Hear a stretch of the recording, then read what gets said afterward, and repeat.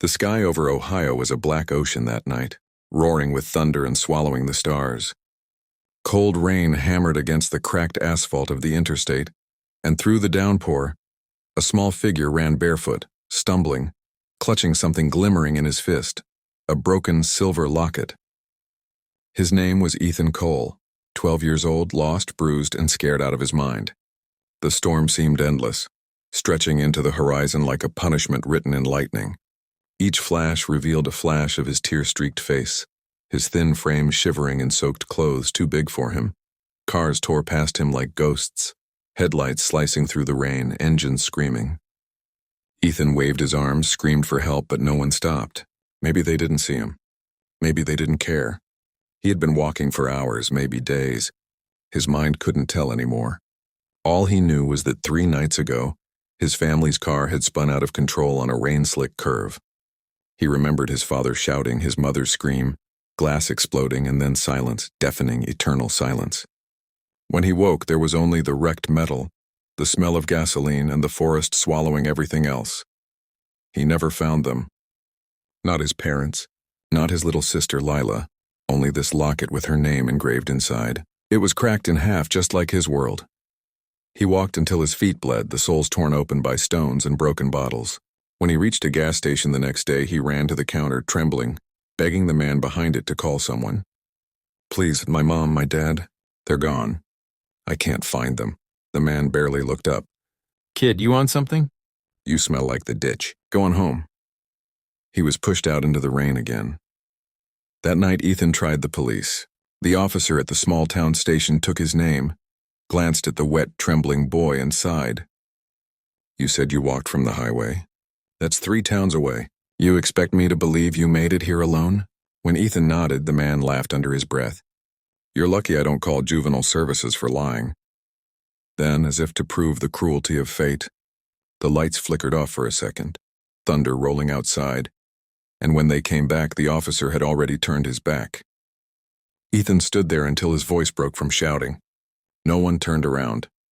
By midnight, he was sitting beneath a bridge, the rain whispering secrets to the river below. His stomach cramped with hunger. Every muscle in his body ached. He pressed the locket to his chest and whispered, "Mom, Lila, I'm still here." The only reply was the hollow sound of water dripping. Then he thought he heard a whisper, soft, faint, like the wind itself. "No one's coming, Ethan." He looked around, terrified. Nothing. Just the night. But the word stayed, sinking deep into him like a seed. Days passed in gray blur. Ethan wandered into the city. The concrete jungle was colder than the rain ever was. People brushed past him like he didn't exist. He tried begging, but most ignored him. A few threw coins. Once a man kicked him for standing near his car. The boy's heart hardened a little more that day. Each rejection carved another scar on the inside. He began sleeping behind dumpsters, wrapping himself in old newspapers. When the hunger became unbearable, he stole a half-eaten sandwich from a trash bin behind a diner. It made him sick, but it was something. He learned where to hide, when to run, and how to disappear. His eyes changed too. They lost the light of childhood. One evening, while searching for scraps behind a pawn shop, Ethan met Marcus, a lean, sharp-eyed man in his 20s with a crooked grin and a voice like gravel. "You lost, kid?" he asked, tossing him a piece of bread. Ethan devoured it before answering. "No one's lost," Marcus said. "Just misplaced." He laughed, but there was no warmth in it. Marcus lived in an abandoned subway tunnel with other street rats. Thieves, runaways, broken souls.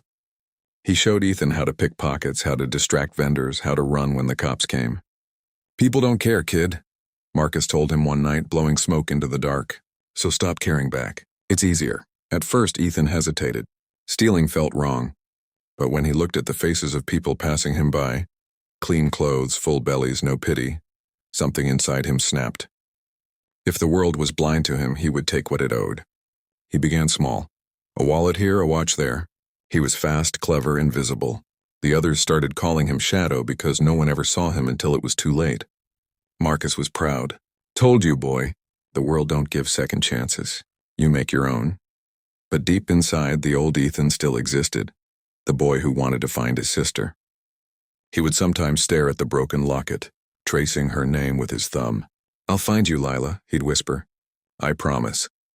But with each theft, that promise grew fainter, buried under the weight of hunger and hate. One rainy night, Marcus told him about an old mansion at the edge of town. "Rich family, real blind to the world. Easy job," he said, smirking. "We get in, grab what we can, get out." Ethan hesitated. "They didn't hurt us," Marcus laughed. "Everyone hurt us one way or another." The plan was simple. In through the window, straight to the study, take cash, jewelry, maybe food. No guns, no noise. But nothing ever went as planned. The mansion was enormous. Marble floors, chandeliers, a smell of old money in every corner. Ethan's heartbeat echoed in his ears. They moved like shadows through the hall, flashlights dimmed. When they reached the study, Marcus began filling his bag with gold trinkets. Ethan stood by the window watching the rain outside. For a moment he saw his reflection, a thin boy with hollow eyes. "We shouldn't be here," he whispered. Marcus sneered. "Don't go soft on me now." Then a noise, footsteps, heavy, coming closer. Marcus froze. Ethan ducked behind a marble statue, clutching the locket instinctively. A flashlight beam swept across the room. A security guard's voice broke the silence. "Who's there?" Ethan's breath hitched. He could hear the man's boots on the floor, slow, deliberate. The light passed inches from his face. He felt the tremor of fear crawl down his spine. His fingers closed around something cold, a knife Marcus had given him just in case. The guard stepped closer. "Come out, kid. Don't make me." The sound of thunder drowned the rest. Ethan's pulse roared in his ears. His mind screamed to run, but his body didn't move. The guard turned the corner, flashlight landing squarely on Ethan's face. Their eyes locked. The world went still. "Please," Ethan whispered. "Don't." Then the scene blurred into chaos, shouts, a crash. Marcus yelling. The light spinning across the floor. The sound of something breaking. And then silence again. Deafening, suffocating silence. When Ethan ran from the mansion minutes later, the rain had stopped. The knife was slick in his hand. He didn't look back. He didn't want to know what he'd done. All he knew was that the boy who left the forest days ago was gone. The world had taken everything from him. Love, safety, kindness, and in return he had taken something back. Though he didn't yet understand what. He hid under the same bridge that night, the city's lights reflecting in the water. The locket felt heavy in his palm, as if it carried the weight of every sin he had just committed. For the first time he didn't cry. He stared into the darkness and whispered, "No one's coming, but I'm still here." Lightning flashed in the distance. A shadow rippled across his face. Not the boy he once was, but the one the world had made him. The rain began again, washing the blood from his hands, but not from his soul. That was the night Ethan Cole died, and Shadow was born. The night had no memory, and neither did Ethan. He stopped counting the days after the mansion incident, after the blood, the rain, and the silence. He left that town behind, riding freight trains and walking empty highways, moving from city to city until the faces and names blurred together. He never said his name again. When people asked, he said, "Call me Shadow," and it fit. He moved like one, lived like one, and felt like one, unseen, untouchable, and alone. By 17, he had learned every trick the streets could teach. Detroit had become his cage and his kingdom. He knew which alleyways the police never entered, which bars laundered stolen money, which doors opened to favors, and which ones led to death. Marcus's old lessons stayed with him. People don't care, so stop caring. He didn't stop, and not entirely, but he learned to hide it behind cold eyes and a smile sharp enough to cut glass. He slept in the back of an abandoned boxing gym, the walls covered with graffiti, the floor littered with old gloves and broken mirrors. Each morning he trained, not for sport but for control. Pain was discipline, sweat was clarity. He would stare into the cracked mirror, shadow boxing his reflection. "You're stronger than them," he would whisper. "Smarter than them, faster than them. Never forget what they did." One winter night, while hustling near an old train yard, Ethan met Ray, a thin, wiry kid with messy blonde hair and a mind that sparkled like electricity. Ray was a hacker, a runaway from a foster home, surviving by selling stolen credit card info and fake IDs. He watched Ethan pickpocket a businessman in seconds and whistled low. "You're good," he said. Ethan didn't reply. Ray grinned. You steal with hands. I steal with keys. Together we could own this city. At first, Ethan ignored him. He'd stopped trusting people long ago, but Ray was persistent and clever. Within a week, Ethan saw how useful he could be. Ray could make money appear out of nowhere, reroute bank transfers, erase identities. The two began working together, small jobs at first, scams, card theft, fake auctions. Soon they were living better than most of the city's underground. Not rich, but safe, invisible. Then came Kira. She appeared like smoke. One night at a club where Ethan was collecting from a drunk dealer. He caught her watching him, sharp green eyes under a black hoodie. She followed him outside and said, "Your shadow." Ethan froze. "No one says that name," he replied. She smiled faintly. "Then no one else must know it." Kira was quick, fearless, and impossibly calm under pressure. She had grown up in the foster system too, slipping between homes like air through cracks. Her specialty was distraction, charm, lies, illusions. She could talk her way out of anything, and Ethan admired that. Within weeks, she was part of the crew. Together, Ethan, Ray, Kira, they became something new. A family made of broken glass. Each of them had been thrown away by the world, and together they sharpened their edges. Their operations grew bolder. They didn't just steal. They planned. Ray hacked payroll systems.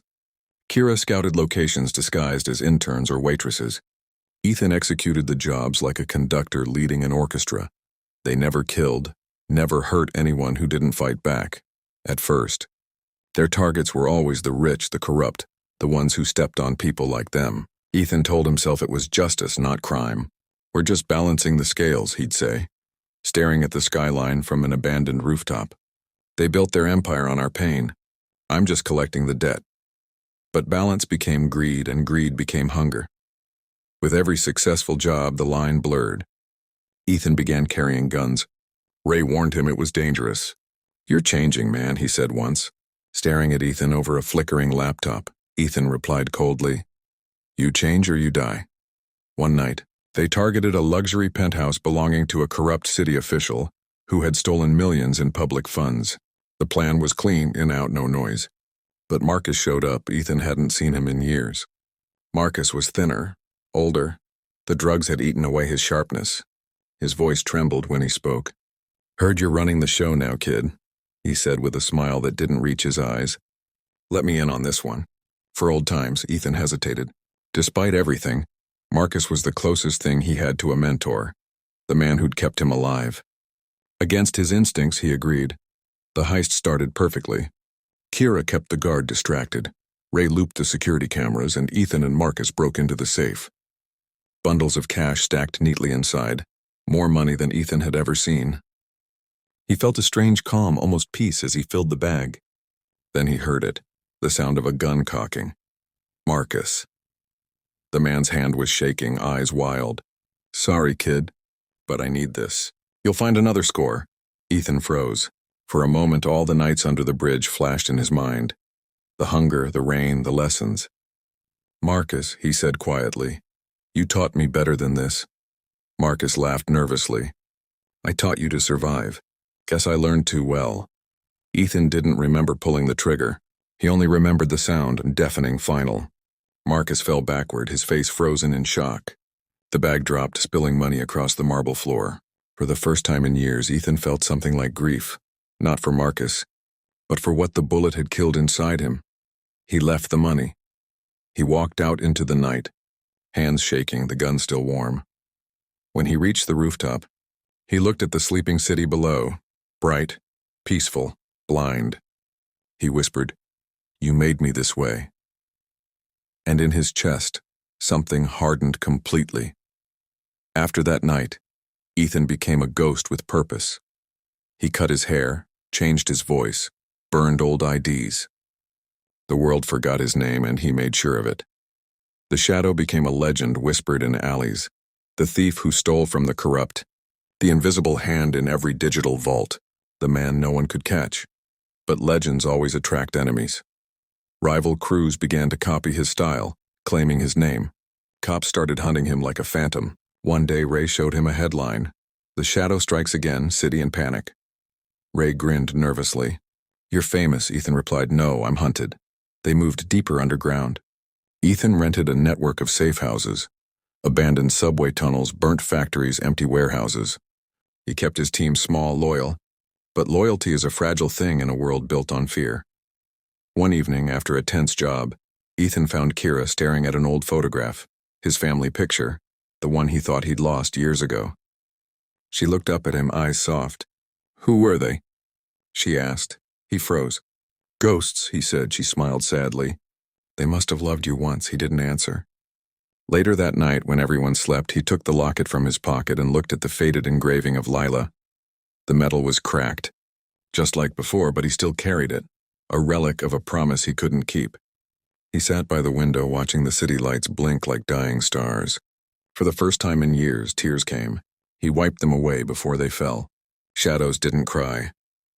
Over the next months, Ethan's empire grew. He no longer stole just to survive. He controlled entire sections of the city's underworld. Money flowed. Fear spread. He had police officers on payroll, judges in his pocket, and politicians in his debt. He called it order. Ray called it madness. "You're not stealing anymore, man," Ray argued one night. "You're ruling. You're doing the same thing they did to us." Ethan stared at him coldly. "I'm doing what they won't, taking control." The more power he gained, the less human he became. He spoke less, smiled never, trusted no one. The city began to change too. Corruption shaking, chaos rising.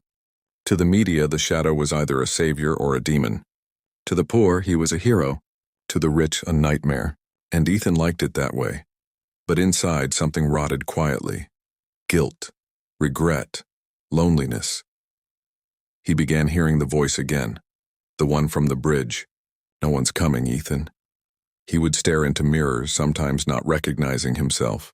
The boy with the soft eyes was gone. The man in his place had only cold fire. One morning, Kira confronted him. "I think you've forgotten why we started this." Ethan didn't look up. "We started to survive." "No," she said softly. "You started to get even. Now you just want to win." Her words struck something deep, something he had buried for years. But instead of replying, he turned away. "Then leave if you think you're better." She didn't, not yet. But he saw it in her eyes, the beginning of distance. Weeks later, during a massive deal involving black market data, Ethan was ambushed.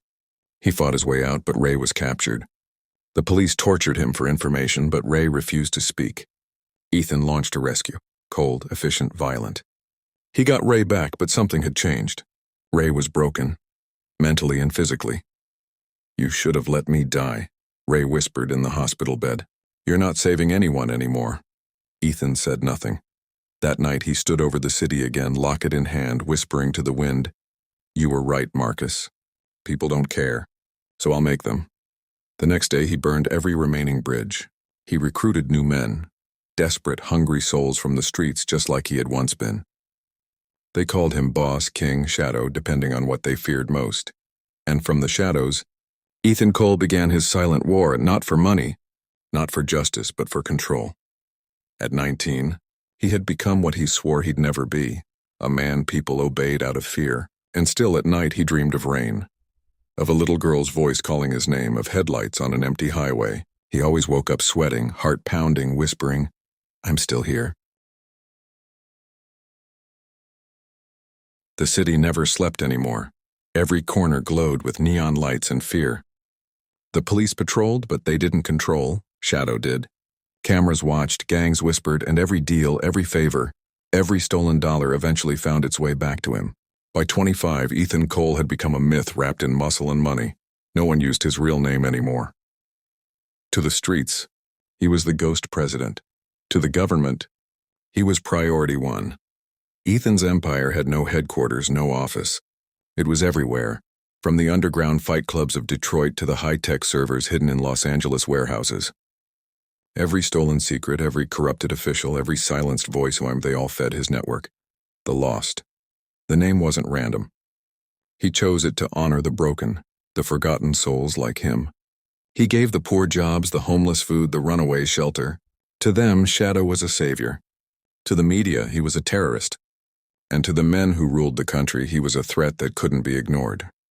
Ethan walked through his hidden base beneath an abandoned subway station, the hum of servers filling the silence. Screens flickered with maps, transactions, and coded messages. His people, dozens of them now, worked in shadows, faces lit only by monitors. He moved among them like a ghost in a black coat, his eyes sharp, voice quiet but final. One word from him could make a man rich or erase him forever. "Status on the Dwyer contract?" he asked, a voice answered, trembling slightly. "Agent Sarah Dwyer is still leading the investigation. We've traced her to Chicago." Ethan nodded slowly. "Keep her alive. I want to know what she knows." He didn't realize not yet how much that woman would change everything. Sarah Dwyer was unlike the others. She wasn't loud or reckless like the men who hunted him before. She was precise. She didn't chase headlines, she chased ghosts. Her reputation in the FBI was built on patience, and Ethan respected that.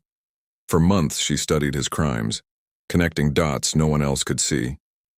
And when she finally found the thread, his real name, Ethan Cole, it wasn't through money or murder.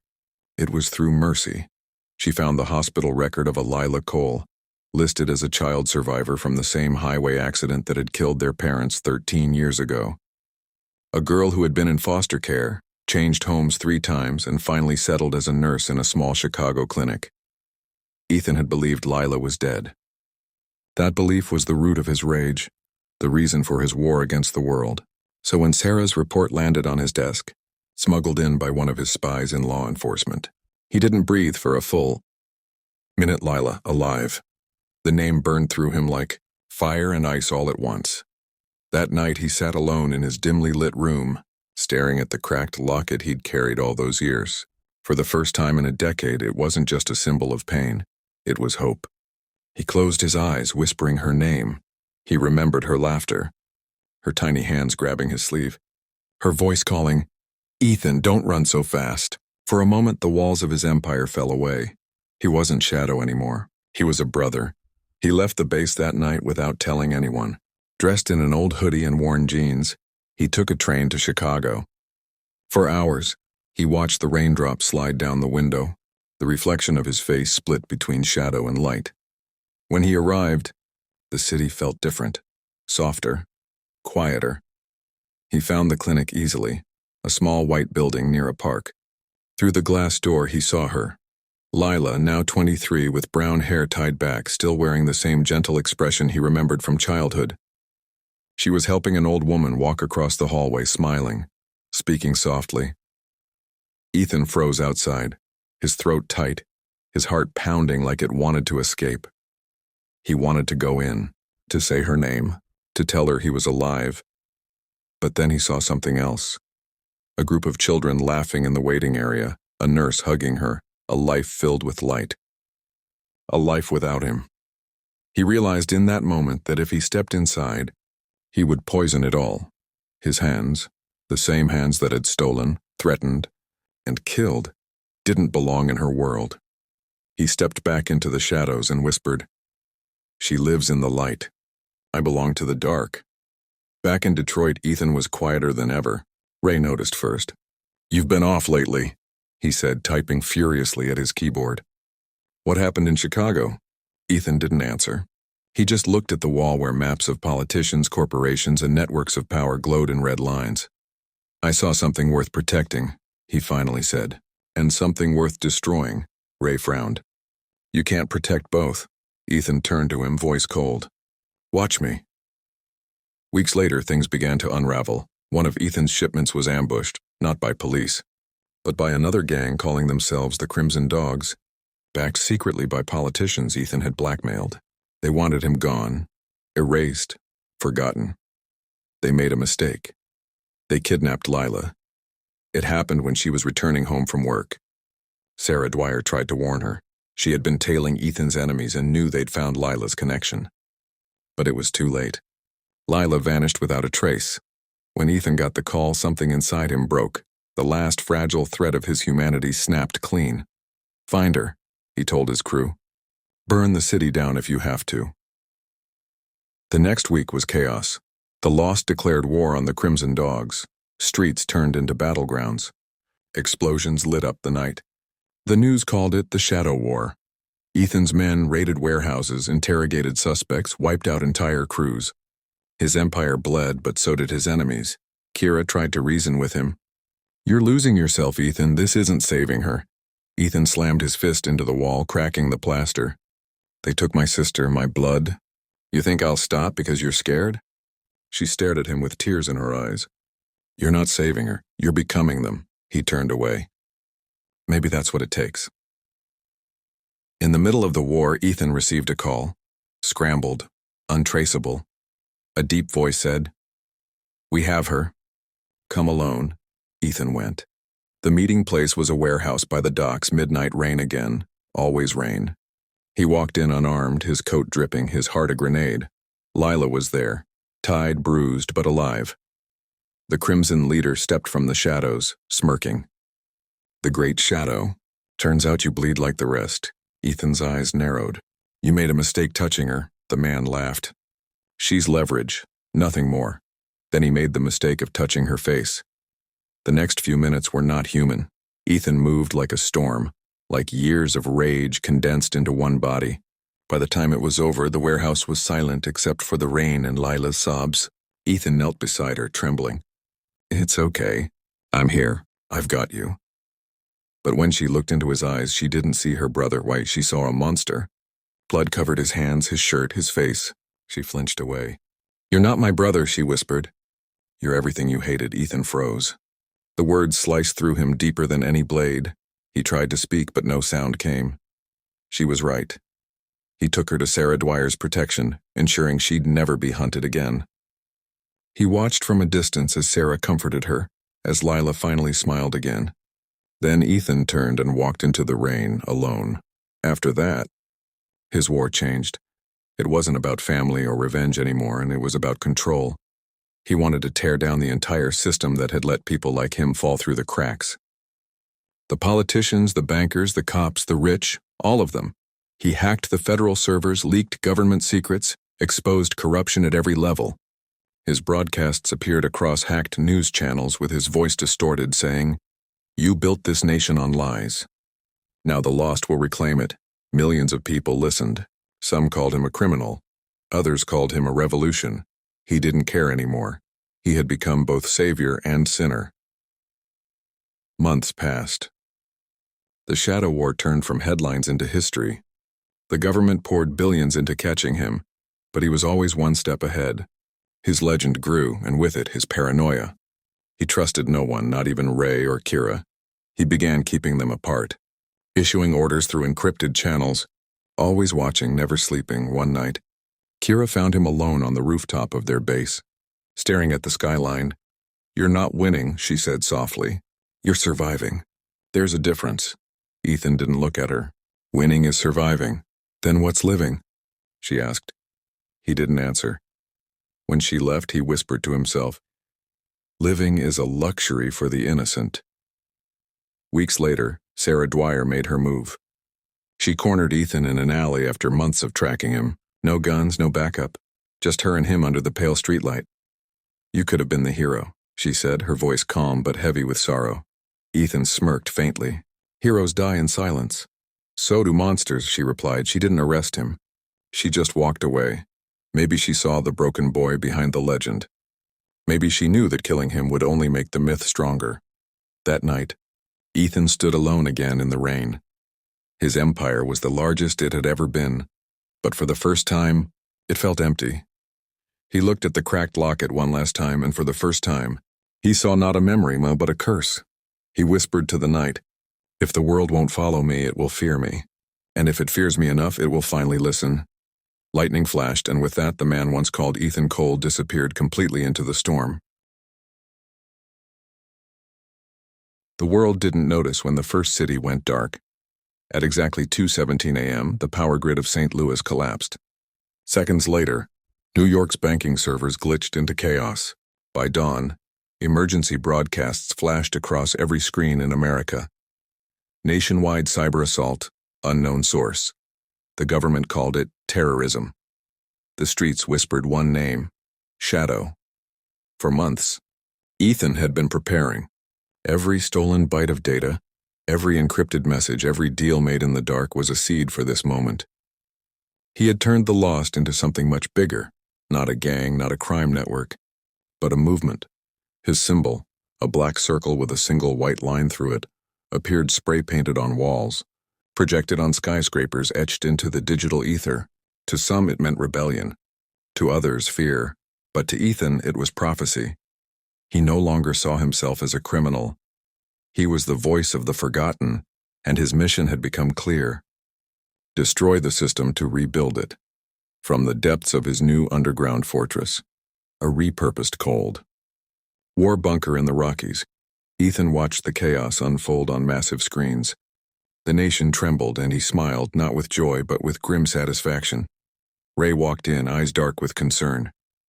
"You've started a war we can't win." Ethan didn't look away from the screens. "We already lost the first one, Ray, when we were born invisible." "This isn't rebellion," Ray argued. "It's suicide."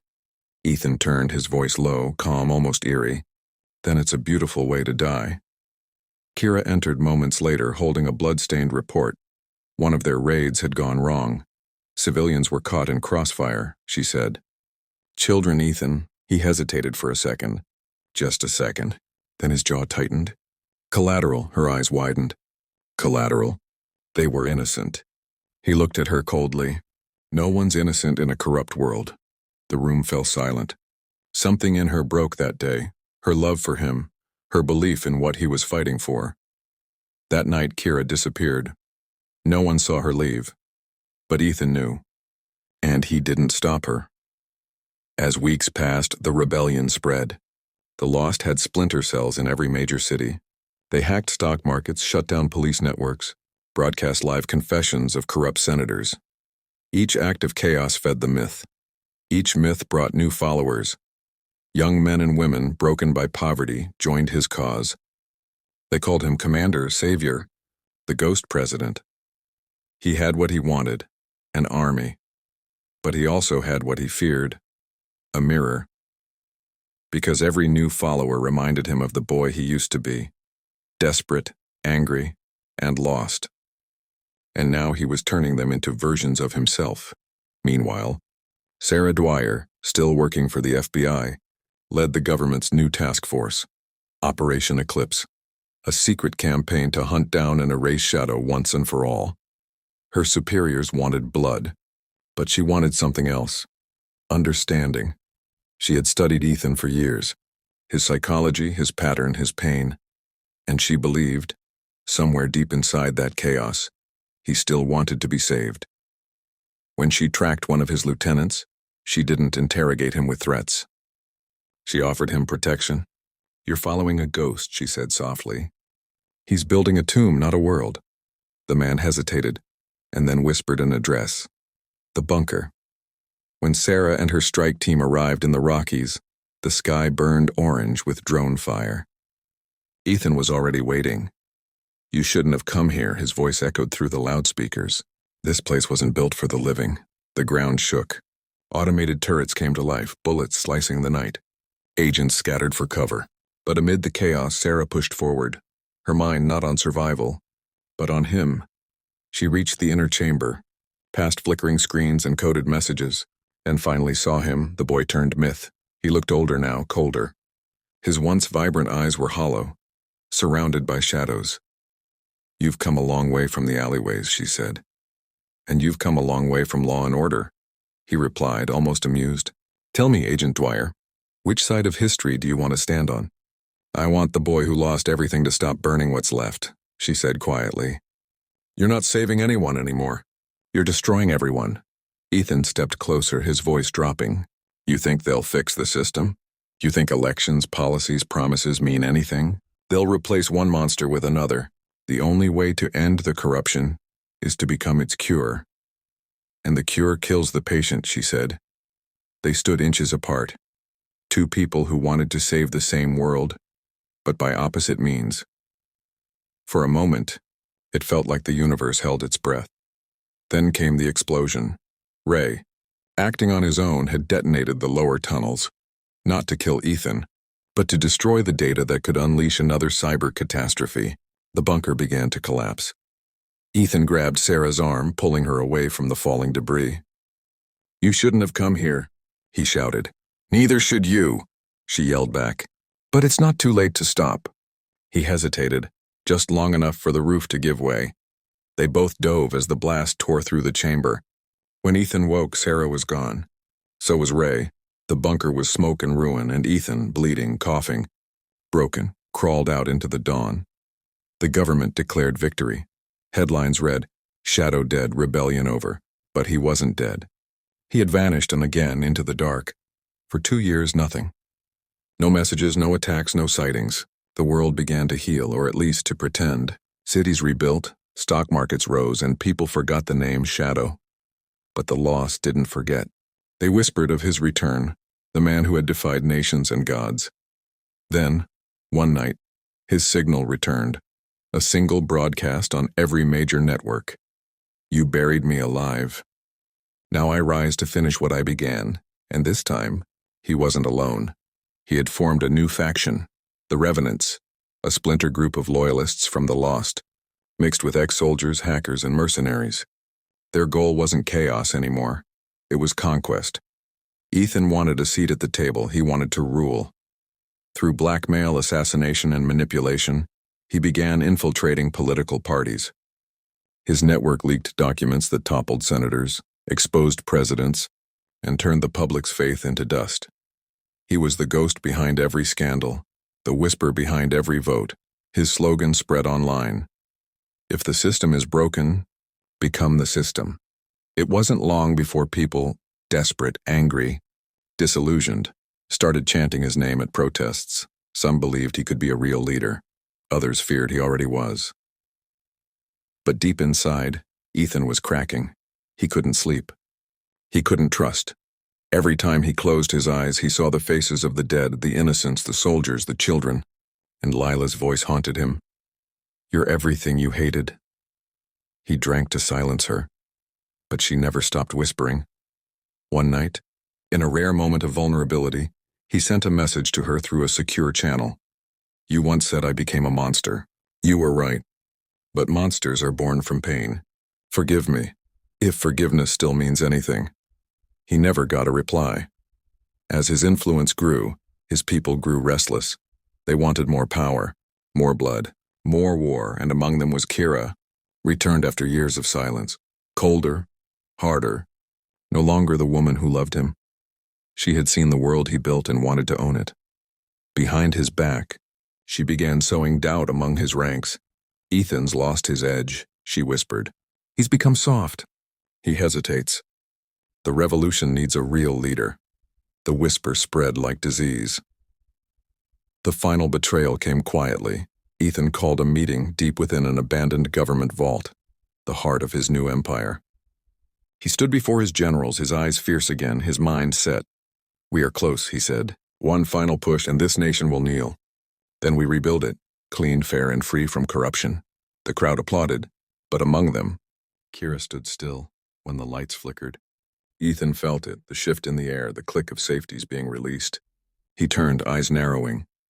"Kira," he said softly, "what have you done?" She smiled sadly. "You taught me that to fix the world, we must burn it. But you forgot, sometimes the fire turns on its master." Gunfire erupted. Ethan fell to his knees, blood blooming across his coat. The room blurred. As he collapsed, he saw Kira's eyes. "I'm full of regret, not hatred." "Why?" he gasped. "Because you became the thing you swore to destroy," she whispered. When the government arrived hours later, they found no survivors, only ashes, bullet shells, and the burned emblem of the lost. The world moved on. The rebellion became history. But among the ruins, one small object survived, a locket, cracked but unbroken, lying beside a pool of dried blood. Inside it, a faded photo of 2 children smiled under a summer sun. The boy who wanted to change the world had finally vanished. But his ghost, his idea, lived on, because legends never die. They just fade into the shadows. The rain hadn't stopped for 3 days. It fell over the ruins of an old government vault, washing the ash, the blood, and the ghosts away. The flames had long died, but the smoke still lingered, rising into the sky like the spirit of something that refused to rest. The world above went on as if nothing had happened. The markets reopened, the politicians smiled on television, and people scrolled past the news headlines that read, Rebel leader Shadow confirmed dead. But in the silence that followed, a strange emptiness spread across the nation. For years, people had hated him, hunted him, feared him, but they had also listened to him. And now that his voice was gone, the world suddenly felt too quiet. Thousands of miles away in a quiet suburb of Chicago, Lila Cole woke to the sound of the same rain tapping against her window. She had tried to build a peaceful life, a small apartment, a steady nursing job, a handful of friends who didn't ask too many questions. But peace, for her, had always felt borrowed. Every few months she'd dream of him, Ethan, standing in the shadows watching her. Sometimes he was the boy she remembered, smiling under the sunlight. Other times he was the ghost the news spoke of. Blood on his hands, fire in his eyes, but this time, it was different. This time, in her dream, he was dying. She woke trembling, the echo of his voice in her head. Forgive me, if forgiveness still means anything. She turned on the news and froze. Breaking story. The man known as Shadow, real name Ethan Cole, has been confirmed killed in a violent firefight. Investigators have recovered partial DNA evidence linking him to the Cole family tragedy of 13 years ago. Her heart stopped. The air left her lungs. She sank to the floor, the remote slipping from her hand. Her brother, the lost boy who had vanished after the crash, the ghost who had shaken nations. She whispered his name, not in anger, not in disbelief, but in grief so deep it silenced her completely. For days, she couldn't move, couldn't eat, couldn't speak. It was Sarah Dwyer who finally came to see her. The same woman who had hunted Ethan for years and, in some strange way, had understood him better than anyone else. Sarah stood in the doorway, holding a small metal box sealed with the FBI insignia. He wanted you to have this, she said softly. He left it in his quarters before the final battle. We found it after the raid. Lila took the box with shaking hands. Inside was the cracked locket, the one she thought had burned in the accident. Beside it, a single letter, handwritten in ink that had smudged from tears or rain. She unfolded it slowly. Lila, if you're reading this, then I've gone too far to come back. I spent my life trying to fix the world that broke us. But somewhere along the way I became what I hated most. I wanted power to protect the weak, and power changed me. It always does. You once told me the world is cruel, but we don't have to be. I should have listened. If I ever made you afraid, I'm sorry. If I ever made you hate me, I understand. I just hope somewhere you remember me as your brother, the boy who used to chase the sun. Ethan. Tears blurred the words. Lila clutched the paper against her chest, whispering, I never forgot. In the weeks that followed, the world began rewriting Ethan Cole's story. The government declared victory, calling him a terrorist mastermind who threatened national security. But among the people, the poor, the forgotten, the invisible, a different story spread. They remembered how he had given them food when the system ignored them, how his movement had exposed corruption that no one else dared touch. He was both villain and hero, monster and martyr, a paradox the world couldn't decide how to mourn. On dark corners and digital forums, his followers began resurfacing. They called themselves the Remnants, not to continue his war but to remember why it started. They spoke of justice, of truth, of equality, words Ethan once believed in before he drowned in blood. But others twisted his legacy. Radical leaders invoked his name to justify chaos. Hackers used his symbol to attack governments, and crime lords used the shadow code to run illegal networks. Ethan had wanted to destroy corruption. Instead, his ghost had created new versions of it. Lila tried to stay away from it all, but she couldn't. Everywhere she went, she saw his mark, the black circle with the white line, painted on alley walls, tattooed on arms, printed on protest flags. She saw the way people spoke of him, as if he were immortal. One evening, after her shift, she walked into a small cafe and overheard a group of young activists whispering. Shadow wasn't evil, one said. He saw the truth before anyone else did. The government just called him a terrorist to hide what he exposed. He was a revolutionary, another added. He died for the people. Lila stepped closer. Do you even know what he did? She asked softly. They looked up startled. He fought for us, one replied. He made them afraid. She shook her head. He made everyone afraid, and even the people he loved. They didn't understand. How could they? They hadn't seen the boy crying in the dark after losing everything. They only saw the legend.